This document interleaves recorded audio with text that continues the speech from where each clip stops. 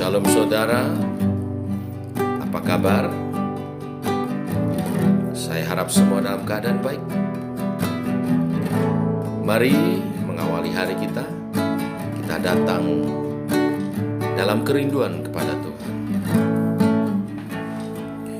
Seperti rusa yang haus, rindu aliran sungaimu.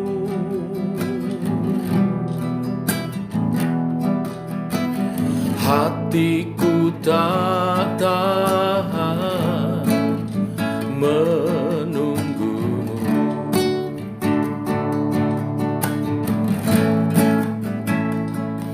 Bagai tanah gersang menanti datangnya hujan.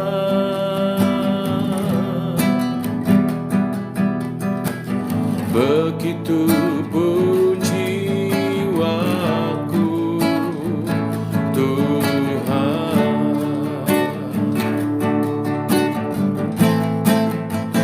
Hanya Engkau pribadi yang mengenal hatiku. Tiada yang tersembunyi bagimu. Seluruh isi hatiku Kau tahu, dan bawaku untuk lebih dekat lagi padamu, tinggal dalam indahnya dekapan kasih-Mu.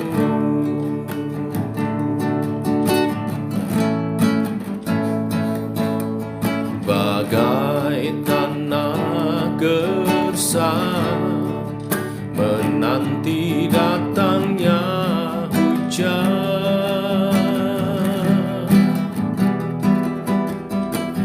begitu pun jiwaku, Tuhan.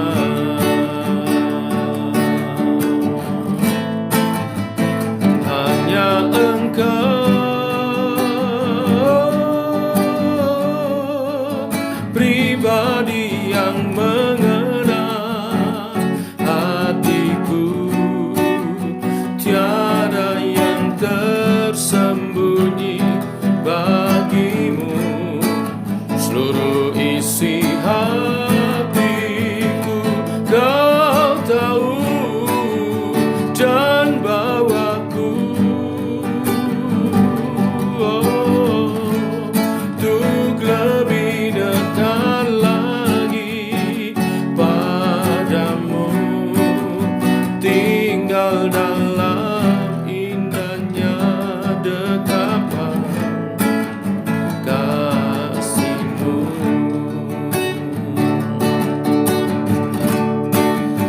Hanya Engkau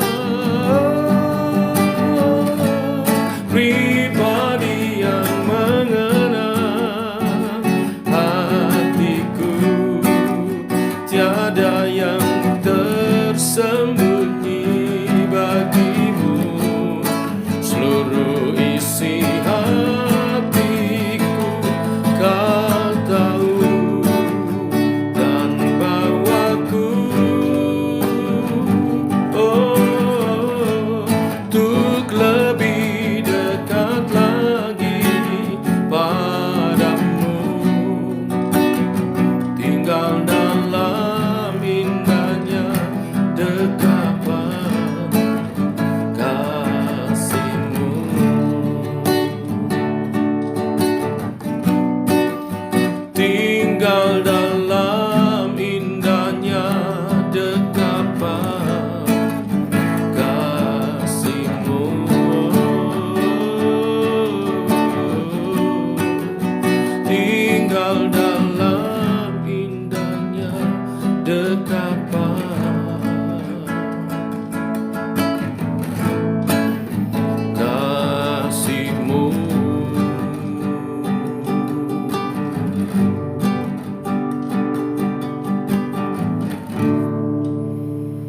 Demikian ungkapan kerinduan hati kami akan pribadi-Mu Tuhan.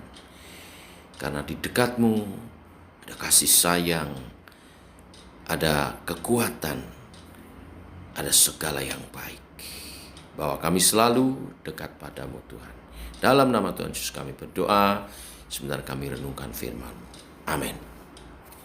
Bapak Ibu, kita telah sampai pada Mazmur 137.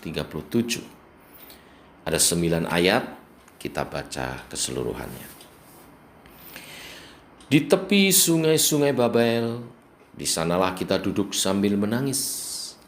Apabila kita mengingat Sion, pada pohon-pohon gandarusa di tempat itu kita menggantungkan kecapi kita. Sebab di sanalah orang-orang yang menawan kita meminta kepada kita memperdengarkan nyanyian, dan orang-orang yang menyiksa kita meminta nyanyian sukacita. Nyanyikanlah bagi kami nyanyian dari Sion. Bagaimanakah kita menyanyikan nyanyian Tuhan di negeri asing? Jika aku melupakan Engkau, hei Yerusalem, biarlah menjadi kering tangan kananku. Biarlah lidahku melekat pada langit-langitku, jika aku tidak mengingat Engkau. Jika aku tidak jadikan Yerusalem puncak sukacitaku. Ingatlah ya Tuhan kepada Bani Edom, yang pada hari pemusnahan Yerusalem mengatakan, runtuhkan, runtuhkan sampai ke dasarnya. Hai putri Babel, yang suka melakukan kekerasan, berbahagialah orang yang membalas kepadamu perbuatan-perbuatan yang kau lakukan kepada kami. Berbahagialah orang yang menangkap dan memecahkan anak-anakmu pada bukit batu. Bapak Ibu, Mazmur 137 sempat populer di penggemar musik, khususnya musik reggae tahun 60-70-an, ketika grup musik dari Amerika, Boney M, mengangkat syair-syair daripada Mazmur 137 ini ke dalam lagu mereka yang berjudul By the River of Babylon. Apa yang sebetulnya ingin disampaikan dari Mazmur ini? Mengapa begitu menarik? Di ayat 1 sepertinya pemazmur sedang bernostalgia mengenang nasib tragis umat Allah dalam pembuangan di Babel.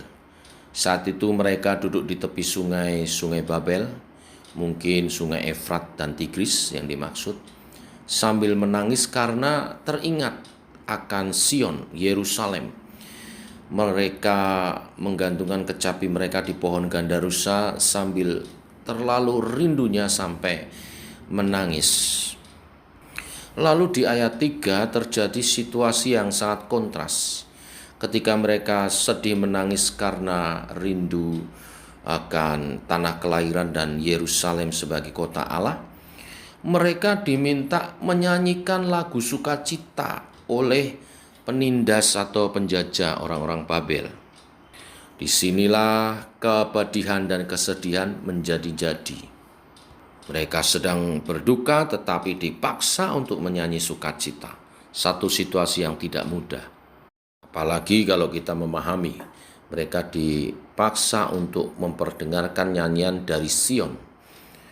Itu artinya nyanyian yang berasal dari biasanya dinyanyikan di tempat kudus di Yerusalem, hanya waktu ibadah-ibadah kusuk tertentu.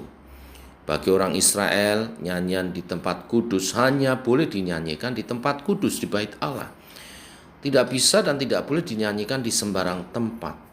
Mereka tidak boleh menyanyikan nyanyian Tuhan di tanah asing, tanah najis. Tetapi mereka dipaksa berbuat itu.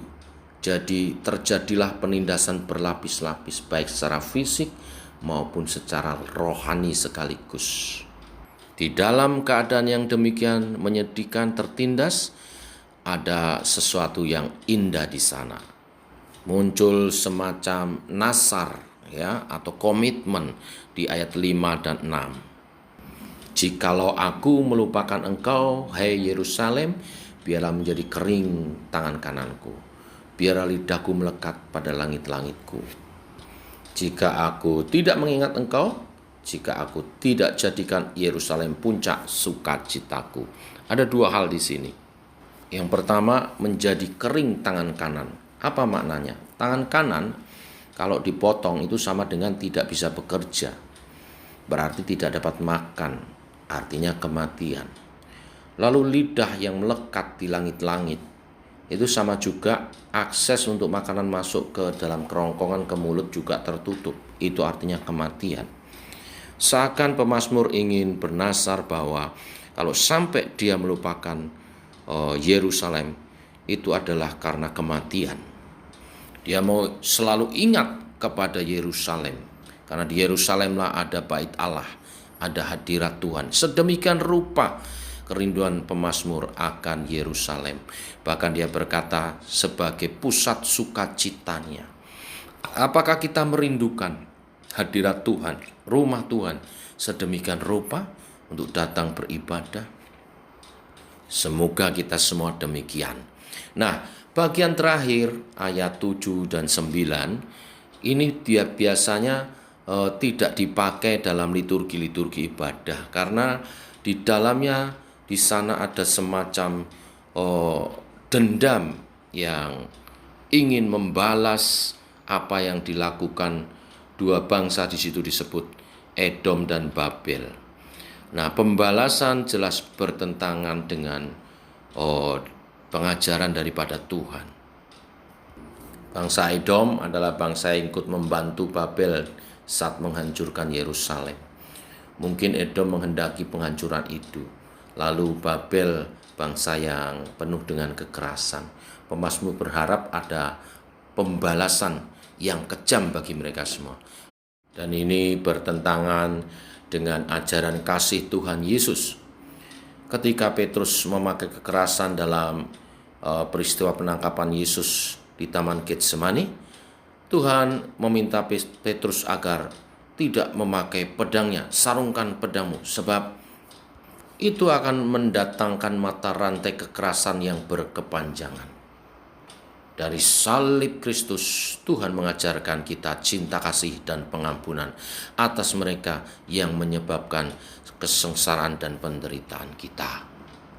Lalu apa yang kita lakukan?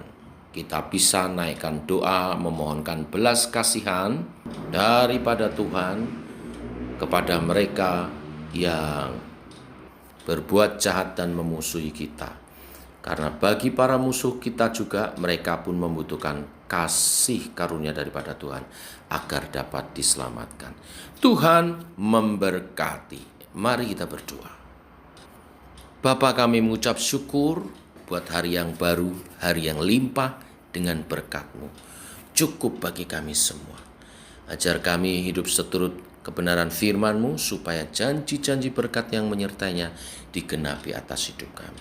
Hari ini Engkau mengingatkan kepada kami, saat kami dalam kepedihan, penindasan sekalipun, kami tetap harus mengingat kepada Tuhan, bahkan menjadikan Tuhan pusat sukacita kami. Dan kami diajar untuk kami boleh mengampuni orang-orang yang bersalah kepada kami. Bahkan naikkan doa bagi mereka supaya mereka mendapat kasih karunia dan mereka boleh diselamatkan dan bertobat. Kesempatan yang baik hari ini kami juga naikkan doa-doa atas bangsa dan negara kami Indonesia. Kami berdoa bagi pemerintah, Bapak Presiden Jokowi dan staf kabinet menterinya supaya dapat bekerja dengan baik, menjalankan tugas dan kewajibannya dengan baik. Secara khusus mendukung dalam proses untuk menanggulangi dampak-dampak daripada pandemi COVID-19. Berdoa untuk percepatan penanganan vaksinasi supaya vaksin tidak kadaluarsa dan bisa disampaikan kepada masyarakat seluas-luasnya dan mengurangi supaya makin sedikit yang terpapar, makin banyak yang sembuh dan masalah pandemi COVID ini dapat segera teratasi. Dampak-dampak ekonomi juga Tuhan Engkau campur tangan sehingga Indonesia kembali dapat membangun dan dapat kembali bangkit ekonominya. Kami juga berdoa untuk situasi politik sosial, Tuhan beri ketenangan, Tuhan menjaga bangsa ini dari kesatuan persatuan, Tuhan menjaga dari anarkis-anarkis kelompok-kelompok yang berusaha untuk memecah belah bangsa ini, biar bangsa Indonesia tetap dalam kesatuan Republik Indonesia. Keberbedaan kami menjadi pelengkap satu dengan yang lain, dan toleransi yang nyata atas bangsa ini Tuhan. Biar kasih-Mu dinyatakan atas bangsa ini melalui cara hidup umat Tuhan yang mewarnai bangsa dan negara kami Indonesia ini Tuhan. Sehingga ada kerukunan, ada kehidupan yang baik satu dengan yang lain. Kami juga berdoa untuk daerah-daerah yang tertimpa bencana, baik bencana banjir, tanah longsor, gunung Merapi, atau bencana-bencana kecelakaan. Tuhan, Kau menolong setiap mereka yang terdampak bencana, supaya dapat segera ditanggulangi dan dievakuasi, dan keadaan boleh dapat dipulihkan. Demikian doa-doa kami atas bangsa dan negara kami Indonesia. Kami sangat mencintainya karena Engkau menempatkan kami di Indonesia ini, di tanah yang beragam suku bahasa bangsanya Tuhan. Engkau menolong kami menjadi berkat atas bangsa ini. Dalam nama Tuhan Yesus kami berdoa, kami mengucap syukur, kami memberkati bangsa ini. Amin. Demikian doa pagi kita saudara. Selamat pagi, selamat berjalan bersama dengan Tuhan. Ingat selalu akan Tuhan, Dia sumber sukacita kita. Shalom.